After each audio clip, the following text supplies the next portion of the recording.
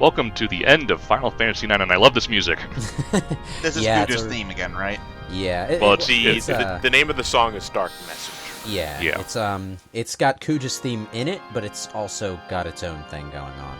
I should mention... It starts off as Kuja's theme, and I just love the fucking percussion. Yeah, I should mention that before you fight Trans Kuja, after you defeat Death Guys, you actually have the option to go back to the save point, save your game, heal up, sleep in a tent, and he will wait for you. He'll just hover there for as long as it takes. You know, if you were going to take a nap, Kuja could have destroyed the crystal while you were sleeping. He hasn't destroyed it until we got here. I'm pretty sure he's not going to destroy it when we're away. So the crystal's fine. The only actual point of no return in this game is when you start fighting Trans Kuja. Before you engage Trans Kuja in battle, you can go back and do everything else that there is available to do in the game, as long as it's not locked to the previous discs. Well, you can walk all the way out of the final dungeon. Yeah. Go back to Gaia, yep. If you want to. Yeah. So what does Sid say when he sees Zidane walking out of there? It's just like, what, did you fail? No, I forgot it's Delazio. Got my fairly keys. Here's the thing, okay? The army outside the tree, the game doesn't acknowledge that either. They just wait there for you to get back and fight the final boss. It's very meta. I always thought Kuja looked part bird with his transformation. Well, his Transformation. But apparently the game thinks so too, because if you equip Bird Killer, the ability stone to a physical attack, it does more damage. Huh. Really? Yeah. That's excellent. Oh man, I thought he would be like Man Eater that does more damage. Does that work too? I'm looking it up. Oh, here he comes. Yeah. He's considered humanoid, so I would say yes. Watch Zidane, he'll cheer you up. Now, here's my question. Does Flare Star count as a spell that you can use against Kuja? Or if Amaranth does return magic on it, then yes. Yeah. No, he doesn't. See, that reminds me of Shadow Flare. Something Sephiroth used, in fact. It's an ability that only ever happened in the final battle, and yet you can learn it with your enemy skill material. No. Ultimate Weapon. Ultimate Weapon used it too? Oh, okay. Yeah, it was his desperation attack. You know what? I'm getting it mixed up. Actually, I was thinking of Apocalypse, a spell that is used by Ultimecia in the final battle of Final Fantasy VIII. It's a spell that you can draw and stock up like any other spell, but it only appears during the final battle. It's really weird, kind of like being able to steal Ragnaroks from Kefka. Which has purpose in the advanced version. Yeah. And he fucking heals himself. Yeah, the advanced version and all the versions after it have the advantage of being the only versions of the game where you can get both the Ragnarok sword and the Magicite in a single playthrough. That's also a thing in Final Fantasy IV as well, where you can steal, what is it, the dark matter from Zeromus? Which doesn't do anything in the original game. And does it do anything in the advanced version as well? I don't recall. I don't know, because the advanced version of that game is crap. I never want to play it again. Okay, how about the PSP version, which is basically... PSP version is best version. Yeah. Well, the PSP version is basically just the GBA version, but, you know, good. So, yeah, it's like the PSP version, which you can still get on your Vita, by the way. The PSP version is like neck and neck even for me as far as preferred versions of Final Fantasy IV to play, because it's like, you know, a perfectly remastered version of the original. You know, kind of like what they should have done with 5 and 6 on Steam. Yeah, it's really the only other version of Final Fantasy IV you should play is the DS version, and that's only if you specifically want to challenge it. Oh, he casts Ultima at you. Yep. Yeah. Kuja didn't last very long. Ultima has a really cool animation in this game, by the way. Is that his desperation attack, then? Yeah. That's his end of the fight attack. It's his fuck you, this battle is over attack. It's technically not even an ability, it's just an animation. Oh, so it doesn't even do damage. No, it doesn't. It just ends the battle, reduces everyone's HP to 1. And, well, it doesn't matter that everyone's HP is reduced to 1 because whatever battle party you set up for Necron is going to be restored to full health anyway. Now, the interesting thing about this final boss that sets it apart from the other final bosses in the series is that instead of being a series of straight boss battles that just go from one to the other, you actually get some cutscenes between the phases, and you get to reorganize your party, equipment, and abilities before fighting Necron. So you're free. Gee, I wonder what movie came out the year before this came out. Fear leads to anger, anger leads to hate, hate leads to suffering. Yeah. You know, somehow I get the feeling Japan didn't realize how bad the acting was in that movie. Well, the localization team probably would have known, because, I mean, you know, well, the localization nobody knew team doesn't have any say over what's in the script. I suppose, but there's just no explanation for Necron given, right? Like, ever. No.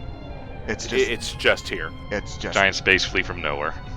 Yeah, I think like maybe Garland would have made more sense for the true final boss. Perhaps Yeah. it would have made the Final Fantasy 1 reference like come full circle as well. So Well, you know, I kind of just interpret the Necron as being the anti-crystal. So, you know, a fundamental part of existence that we just happened to encounter because Kuja stirred shit up in a place he didn't understand. So we're fighting the devil. Got it. Cool. Yeah, essentially. Ted, I had to look it up because I didn't remember immediately, but the dark matter item in 4DS did serve a purpose. What did it do? It's how you fought the Proto-Babel super boss. Oh, cool. Huh. But yeah, whoever does not participate in this boss battle gives their energy to the others. And why do we suddenly have this ability? Because it's a final, it's the 11th hour. And we need to give them all of our energy and give them one hell of a spirit bomb. Yeah. So obviously the best team to have for this final boss is Steiner, Kina, Amaranth, and Freya. Right? Yeah. You could. Oh yeah, that's another thing, and I believe I mentioned this way earlier in the part, but you don't have to use Zidane for anything in Memoria. You run around on the field as him no matter what, but you can arrange your battle party however you like. Yeah, so you should have the team of people who don't matter anymore do fight him. Hell, you came out of nowhere. Here come my nobody Stunner. B team away. I mean, granted, that would be a terribly balanced party now that I think about it. But, you know, of course, still. Everyone has a line for when they give their energy to whoever. So, there's... Yeah, Amaranth just tells you straight up, don't screw this up. Yeah. Now, now, as out of nowhere as he comes, Necron is my favorite final boss design in the series. Because, well, you know, after Final Fantasy IX, the final bosses just get straight up weird.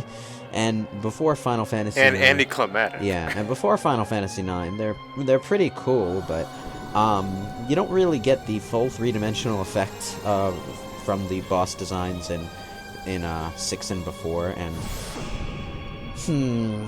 I guess I'm just too used to Sephiroth to care about him, and Ultimecia spear horns. To me, a final boss needs to have size. Which he does. And I think Necron has that down pat. Well, I don't think you necessarily need size as long as it has menace, personally. Size is one element that gives it threatening, but you know, I just like... I think the design is more important than the size. Just don't fucking do anything like you, Yevon, okay? Yes, I was gonna bring him up. That's the myself. spider dude, right? No, Yeah, that's no. a Spider-Man symbol. Yeah, it's a Spider-Man symbol. It's like a collectible coin you pick up in a Spider-Man game, except it's alive. And you know, technically, I know the final boss is Braska's final Aeon, but still... Which should have been the final boss. You know, to make me think that. But yeah, I agree. Necron's design seems heavily based off of an enemy in Final Fantasy V that you fought before X-Step. I'm trying to remember the name of it. I think it was Necrophobe. Let me... Well, it would make sense, because Necro is in the necrophobia, depending on what translation you're going with. But Yep, I should stress though, more of Necron is a name for the English translation. The Japanese translation, I think this thing is called Eternal Darkness. Oh, so Which it is is the the name of devil. Yeah. Which is also the name of an attack we have in the game, so, you know. That would get confusing. Yeah, I found Necrophobe, and there are similarities. But I think Necrophobe is supposed to be like a human-sized or a vaguely human-sized enemy. Yeah. Because he's about the same size as Gilgamesh when he appears. But you know what? There is another similarity between Necrophobe and Necron. Oh, I definitely see it, John. Yeah, you get your bacon saved by a former enemy during that boss battle as well. So that's something. So there's only two things I hate about this boss, and one is Grand Cross, and the other is Neutron Ring. Yeah, you know what? It's kind of like this boss has a giant necrophobe inside all of the ornamental rotating rings and stuff, because he's got like this statue of a skinny dude with crossed arms in the middle, but then he's got an extra set of arms with claws on them, and all the rings and the wings, and yeah, that's interesting. The boss battle theme's pretty rockin', though. Oh, I love this theme. But you know what? If this was intended to be a necrophobe thing, that's almost as random as the real final boss in Other M. Fantoon, Oh, you mean was it? the... Oh, are you talking about the Queen Metroid, or the fact that you gotta point out the... No, I'm talking about Fantoon. Oh, during your second run through the space station, Fantoon at the very end. It's like, oh, right. why? Yeah. Why? I always forget about Fantoon. Yeah, here comes Grand Cross. I hate Grand Cross. Well, at least you don't get to see all the planets in the solar system physically disintegrate with this spell. They just kind of, like, crush the Earth or something? Well, basically, the planets inexplicably align in a 1, 2, 3, 4, 5, 6-pronged cross formation. Oh, and they Amaranth, put what a are you bunch of- doing? Oh yeah, Oh, and it just puts a bunch of random status effects on you. and the worst that can happen with Grand Cross, if someone dies while having zombie status. I think that might have just happened to Vivi. Yes.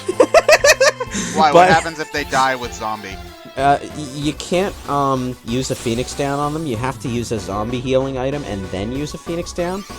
So, did you see... Look at Vivi. He just got back up and fell back down. Yeah, Zombie is the status effect that causes healing magic to hurt you. And that extends to life magic. So basically, Auto Life kicked in, Vivi got back And up, killed but Vivi. then Zombie kicked in, and Auto Life counted as a death spell. But then the boss battle ended, so, yeah. Yeah, Grand Cross inflicts random status effects on you. It's pretty much Necron's bad breath. Yeah. And that was Ryan getting hit with it when he had protection against status elements. Yeah. If you've got no protection, you're screwed. It's absolutely devastating. And worst of all, the attack that he almost immediately follows up with that almost all the time is Neutron Ring. He used Which- Blizzaga after this time, though. Well, yeah, that was, but I assure you, that's very fucking rare. Oh yeah, 'Cause we most didn't of the even time get to he see usually- Neutron Ring because the battle ended so fast, but after he uses Grand Cross, the rings on his model will start rotating hyperactively. And basically that's your sign that Neutron Ring is coming up. And when Neutron Ring starts, the rings stop, and it just blasts you with a massive magic spell that wipes your party. It all doesn't You killed him completely really kill your quick, party. though, Ryan. Like, damn. Yeah, That well, was- it's only got like 65,000 HP. 54,000. Yeah, it's not 54,000. much Yeah, at it all, can- it especially can go down- especially if you it have can like go down fairly- a high up thievery. Yeah, but like if you're doing 9,999 damage per attack, that's what 54 attacks. It's like 5 attacks. It's like 55. you attacks. really only need Gotta 2 full turns for everybody in your party, basically. So And it's the final boss, so it doesn't matter if you don't get any AP or whatever from him. So Yeah. But of course, with Kuja and Necron defeated, The Aifa tree is basically having a seizure. I can't describe this in any other way. It's collapsing in on itself and flailing around and dying. But Kuja's still in there, and we were teleported away by Kuja. If you recognize that teleportation effect, it's the same effect that was in Kuja's palace and Pandemonium. So Kuja teleported us away. Mikoto apparently knows how to use the Force because she can sense us, or maybe she just visually saw us with her eyes from 5 miles away. I don't know. Why is Mikoto here? So one thing I do like is that nobody in the party even acknowledges that Necron was a thing. I really do think that they intended Transkuja to be the final boss at some point, but then they threw Necron in because reasons? Yeah. Well, you know what? It's funny because this isn't the only game where that happens. It seems like in JRPGs, characters tend to forget about the final boss extremely quickly because, whenever they're talking about in the Persona 3 and Persona 4 crossovers, whenever they're talking about different things, it's like, yeah, they'll tell the story of what happened in their respective games, but it's like they always conveniently forget to mention the part where they destroyed a goddess of death. Wow, what a detail to omit. Oh, yeah, and we've got just enough time to escape, but well, Kuja's not quite dead yet. And apparently he's suddenly telepathic. Yeah, when you think about these endings so too hard, they kind of make very little sense. But yeah. This part kind of reminded me of 7. Yeah, actually, now that I think about it, this is like almost the same exact shot that you get with the High Wind when you climb up to the top of Junin for the first time. We've got like the propellers, and it's just sort of floating above you, and you've got that angle. Well, it's not quite the same, but I was more talking about the scene that happens right after you beat Safer Sephiroth, where Tifa and Cloud are exiting the crater, but Cloud still feels Sephiroth's presence. Yeah, but in that case, Cloud doesn't go back into the crater like an idiot. He just has his soul sucked away for a few minutes. Well, his soul goes back to the crater. Yeah. And you know what? But I love Zidane reaction to that, because Guja speaks to him and he's like, "Oh, fuck." It's like, yeah, he's still alive, and I know what I gotta do now. But I'm not gonna like it. Yeah. Man, it sucks being the good guy sometimes. It's true sibling relationships. You'll do it, but you don't want to.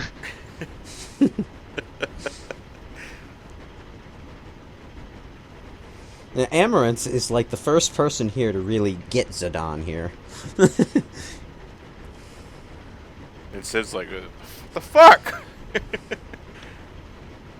Get on already." This shit runs on Steam!" Actually, this was the version that, oh yeah, it does run on Steam. Jeez. Well, if we blew up the Aifa tree, there wouldn't be any mist around anymore, maybe? Yeah. Which begs the question, did they just mass-produce what happened to all the other steam-powered airships that were involved in this battle? They're falling as we speak. Oh, jeez. Did they just all have an emergency landing as the mist started to disappear? Well, now that I think about it, the mist wouldn't disappear all at once. There would still be some left. So, they'd probably have enough time to get back home, maybe. Or at least land. Oh, yeah, that too. And airships are vaguely boat-shaped, so if they were above the ocean, they'd probably survive. I like how Steiner just politely turns his back at this point. He's like, yeah, I'm not even going to bother objecting to this. Yeah, we've come pretty far, though, since Disc 1. Yep. Yeah, Steiner gets a fair amount of character development. This is pretty sweet, though. Like, I mean sweet as in awe, not sweet as in, like, neat, although... Sweet as in almost Mila levels of depressing.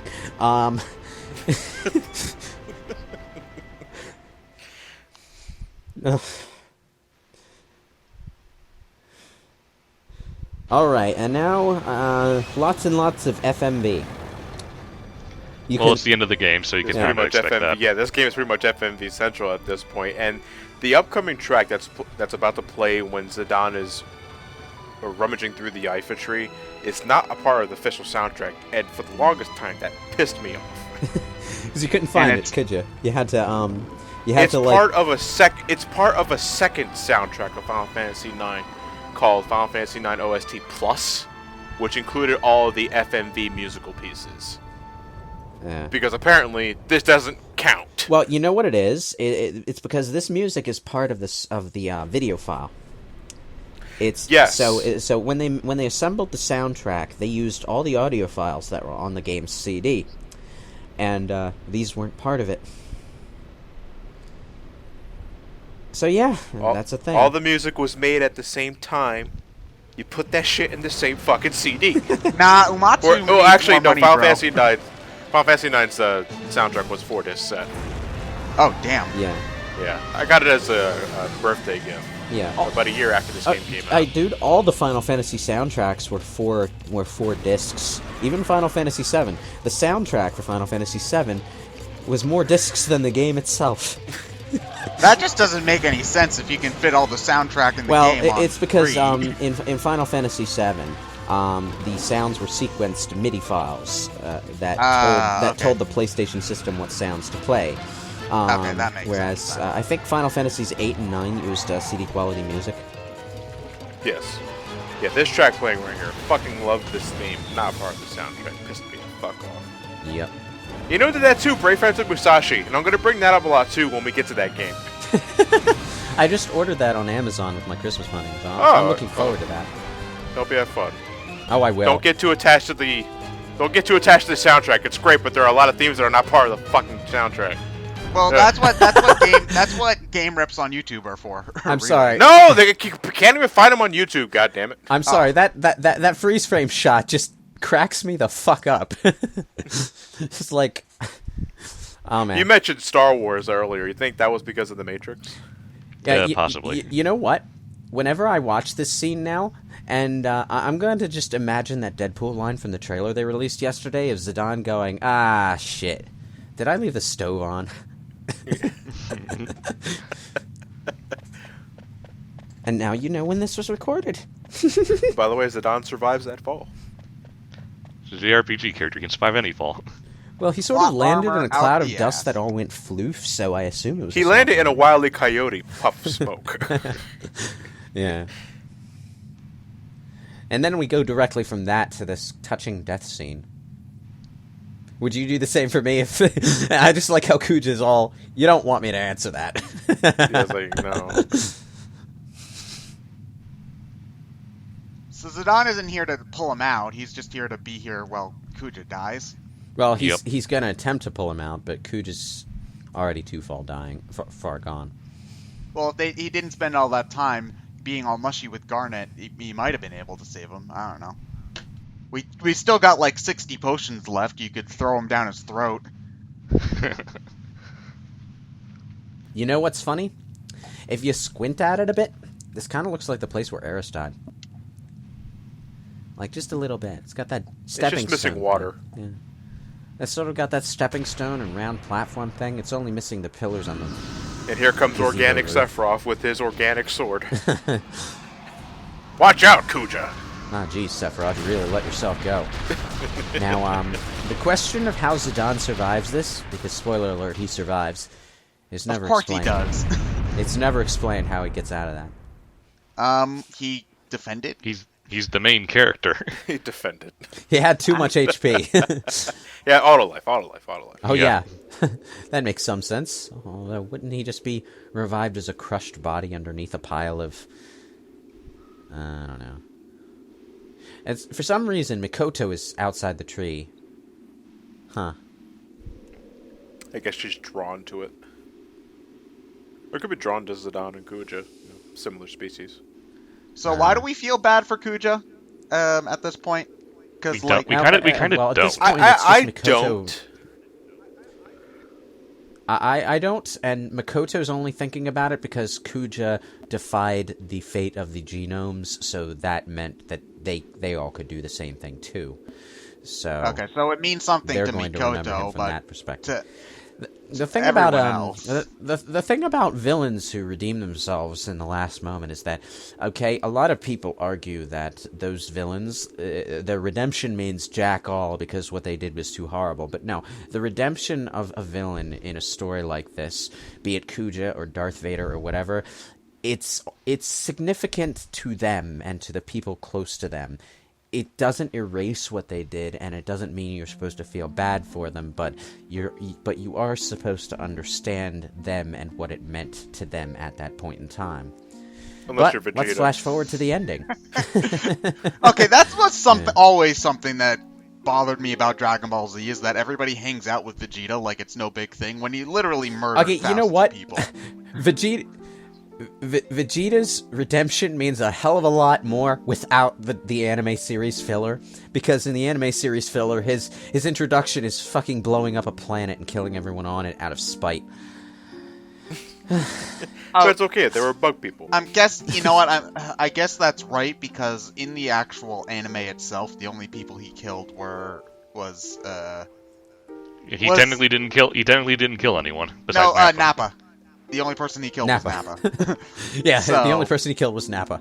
So yeah, Yeah, Nappa killed Tien and Chaozu and stuff.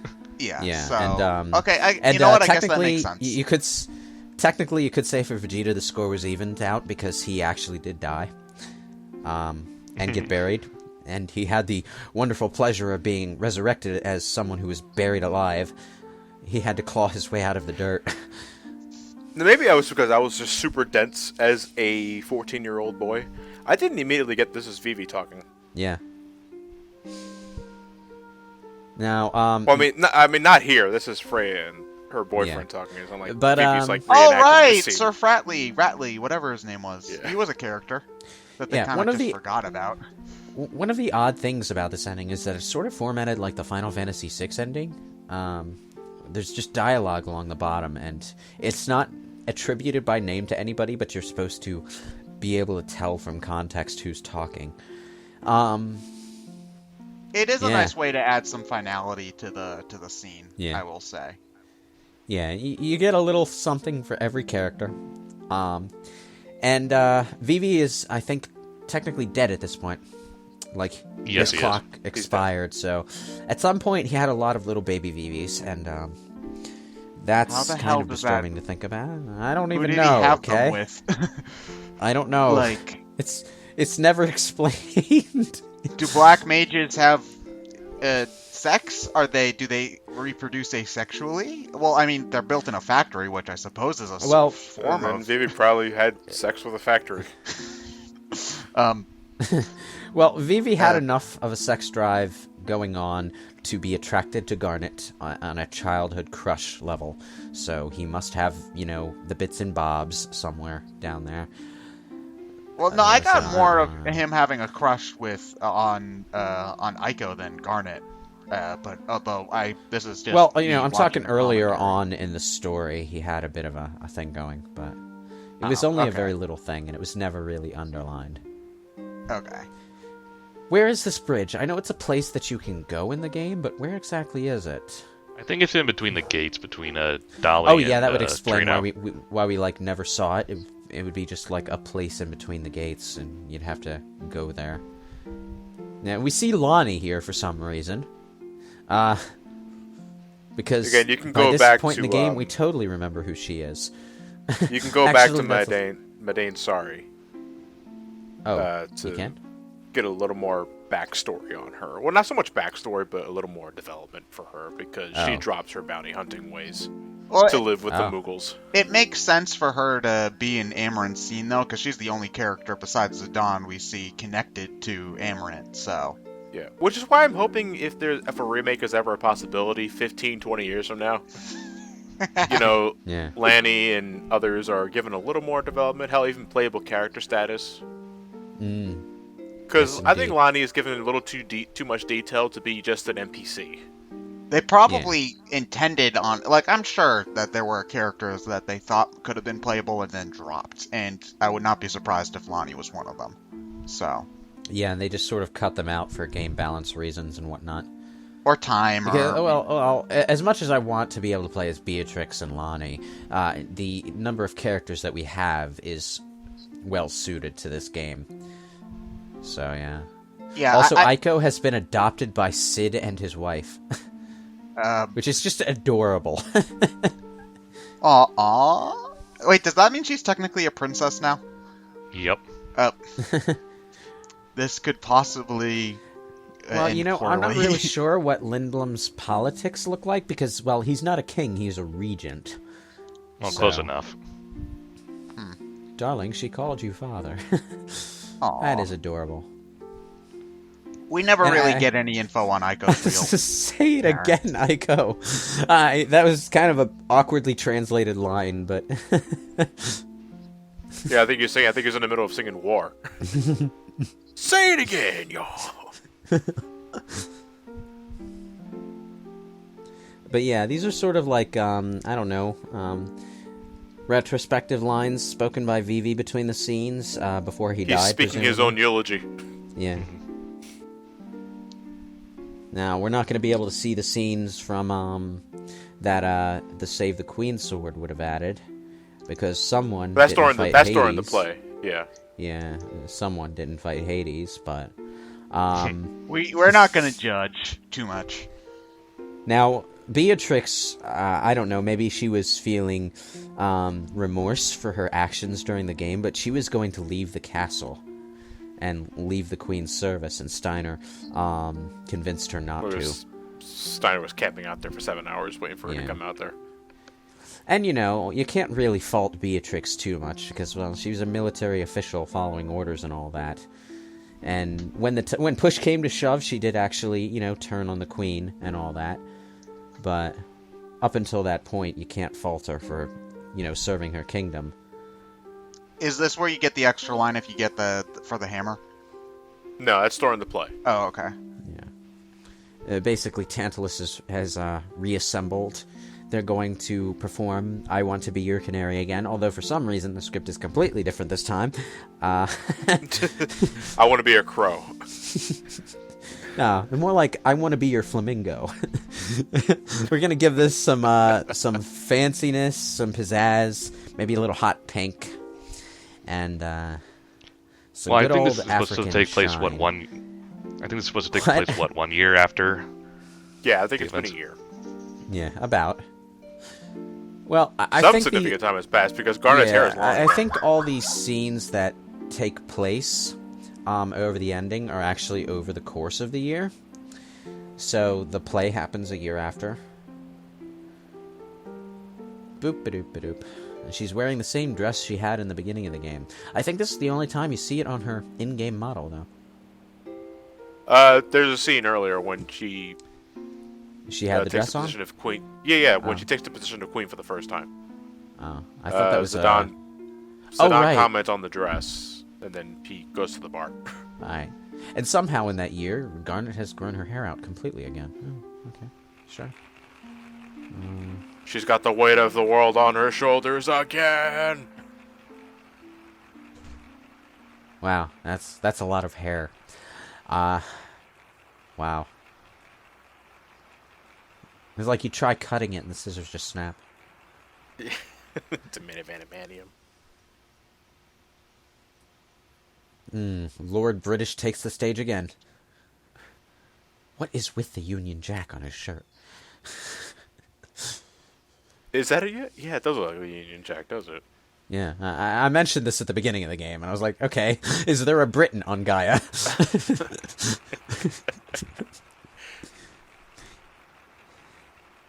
But imagine if your costume budget for a high school play was so bad that if you tried to do a British king, the only way you could identify them as a British king is to get a Burger King crown and a British flag T-shirt. That's the sense I'm getting from this. Darth Sidious. But yeah, what was her name? Ruby, who looks distinctly Sapphire in color scheme. She was supposed to be the one playing Cornelia in the original play at the beginning.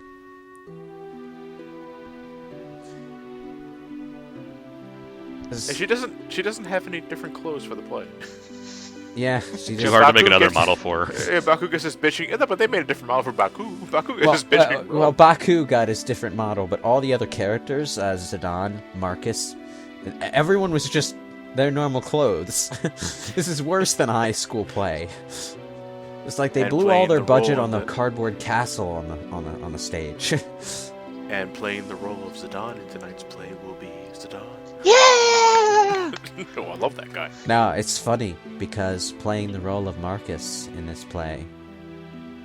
no cloud, no squall references. shall hinder us. References! This game is chock full of them.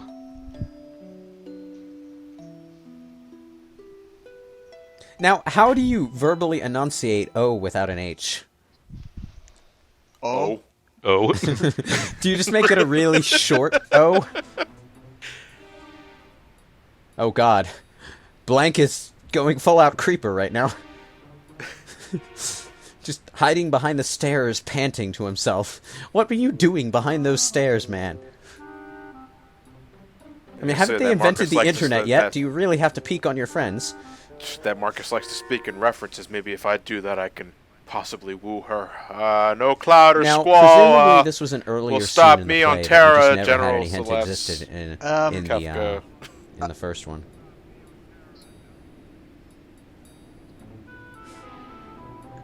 So, can you just put the controller down at this point, or do you have to advance the dialogue? No, you can just put it down at this point. Okay, cool.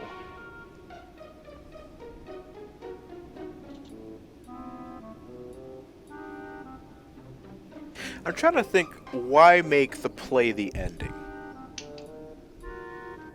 Like, why fill the time between the epilogue and Oh, the end credits? wait, with these the are play? scenes that are supposed to it's a- happen later.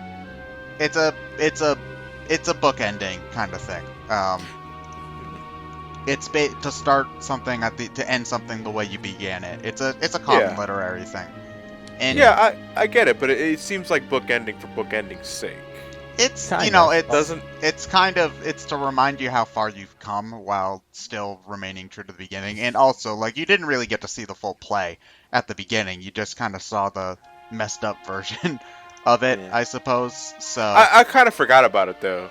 it's probably also a metaphor for something in the game's story as well, although I can't say anything for that It's- specifically because I've not been paying too much attention. It's also like the So- only time in the game that your attention is ever directly called to the twin moons. Yeah, exactly. Because not only are they very prominently displayed in the background right now, but the characters actually mention them. Oh, and look at that, the ship has light up seagulls on its background. Classy medieval special effects, yo. you know, if they have the Invincible now, they could use that to project like a whole bunch of really cool backgrounds for plays. Like, you know, patent that shit. Seriously. Oh man. You know, we never actually find out what happens to the Invincible. It just sort of disappears from the story. They probably In have fact, it in a garage somewhere. Yeah, no, they don't even fly it away at the end of the final battle. It's the last time you see it is flying into Memoria, and then it's just gone. Is it Twin Moon's supposed to be a 4 reference? Probably. Although one of the moons in Final Fantasy IV was evil, so. But yeah, playing the role of Marcus in this play is Zidane. Okay, that's the point of the play. Bring my beloved dagger to me. And then Amazon delivers his dagger. You see one of those little drones come down. I'm gonna be a total pussy here. This scene still makes me well up. It's the soundtrack. I fucking love Uematsu's work in 9. This is some of his best work. Yeah. Aw, they're not blocking her, they're letting her through. Aw. Yeah, you think they're going to get in her way again, but they're letting her through. Well, because they're not assholes anymore. Character growth in massive tildes. Excuse me, pardon me. Make way, make way. Queen coming through, please. get the fuck out of the way! I And command then- thee. I'm the And queen. then- You people should be lifting me up and pulling me to him. Yeah, mosh pit. Mosh carry me over there. She drops her pendant. And after deliberating on whether or not to pick it up in the amount of time it would have taken her to walk over and pick it up, she decides to leave it be and go for and go claim something even more precious. Although she could have just walked over and picked it up in that same amount of time. So what sense does this make? And yes, I just ruined this entire scene for you. You're never going to be able to take it seriously again. You know, with Garnet ripping all that stuff, Zidane probably thinking, yeah. Yeah, it's she wants to do it here. Okay, I got it. I better start undressing myself. She's hitting him because he left her. Aw. This is ridiculously like cute though. Like cute as in like daw and like aw. You just want to hug these two.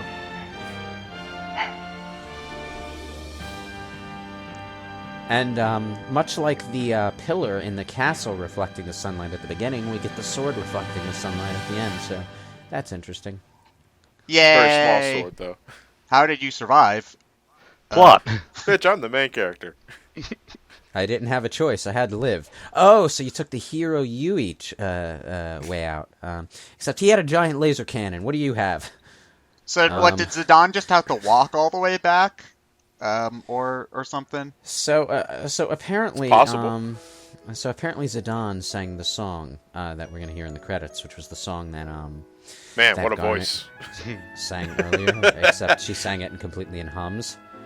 So I think this is Nine's attempt at having their own sort of Eyes on Me after 8 had a song like that. Yeah. They're both great songs. I love Melodies of Life, though. A little more. Mm-hmm. Is it sung in English even in the Japanese Yes. version? There is a Japanese and English version. Sung by the same person. Eyes on Me wasn't translated as well, I think. So that might be part of it. But the other thing is that, well, Melodies of Life plays during the credits, which is fine. Eyes on Me played in like the most mundane circumstance during the game ever. Them basically finding a sitting in the spaceship. control room of the spaceship with Renault on Squall's lap, and it just busts out a vocal theme at that point. It's like, okay. You know what? And Final Fantasy VIII is hardly the only JRPG to have bad timing on vocal tracks, because my god, Xenoblade X is positively rank with that kind of thing at times. But, well, at least Final Fantasy VIII didn't have, vocal dialogue that could be drowned out by the music. So, yeah, that's the Man. end of the game. Gasp. Took long enough. Yeah, I think, this is easily our longest playthrough, and I'm just gonna put this in perspective. We get all this CG from earlier in the game. Yeah, this would have been Hooray. longer than... Yeah, nice little montage. Just wonderful piece of music. And then after this, we're going to get the main theme of Final Fantasy playing in the background. So, final thoughts? Ryan, how about you go first? You're the one that actually recorded the game.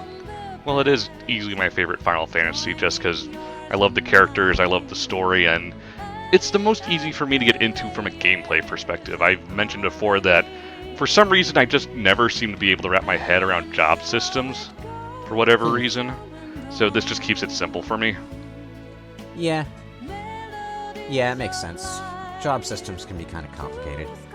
But I like to think of them as every character being a set of different characters, really.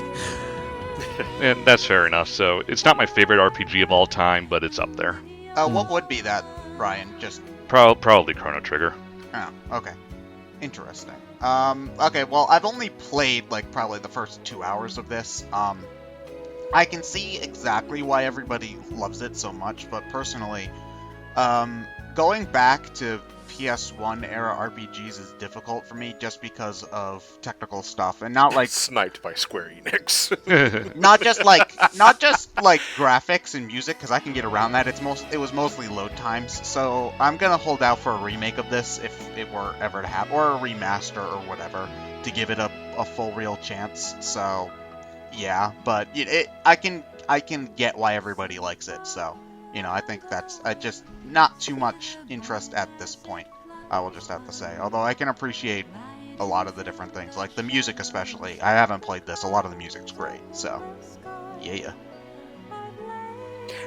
I would say that waiting for a remake is feasible. I still think the game is aged phenomenally. regardless. The only thing that I think really holds it back compared to other RPGs is some technical limitations, and to me, I think the biggest part of it are battles themselves. Yeah. You know, random battles are the absolute worst in 9. The load times. The load times are obnoxious. The load times That and was the relatively big slow thing. battle speed are two kind of big problems for me. That was my biggest issue, was just not the battle speed, although I didn't get into anything complicated, but it was more having to wait like 15 seconds to even do anything, was getting on my nerves that early on, and it might have been something that I could get used to, but I didn't. It's, you know. That's why I'm kind of hoping for an eventual remake after they finish 7, because I think 9 has the least amount of fixing up to do. So ultimately, it would be the least amount of work for them in a sense. I'm surprised they haven't you done can it. also use that argument as to why it wouldn't have as much priority. True.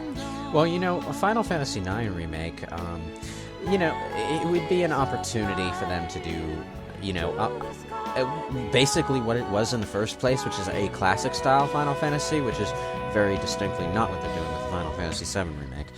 Yep. This is the very last traditional Final Fantasy they ever made. Well, unless if you want to be one of those Bravely Default, but Bravely Default isn't called Final Fantasy, so Yeah, it's like I'm gonna side with Ryan there. It's not called Final Fantasy. It it's has not Final everything else, though. All the spells. Fantasy. I know, but a name is what makes the difference. it's got not the called Final job Fantasy, it's not system, Final it's Fantasy. got the art style, it's got the spell naming conventions and the item naming conventions. It's got It's more of a Final weapon Fantasy game than names. Final Fantasy Legend on the Game Boy is. And I understand that, but if it's called Bob's Trip to S-Mart, it's Bob's Trip to S-Mart. I say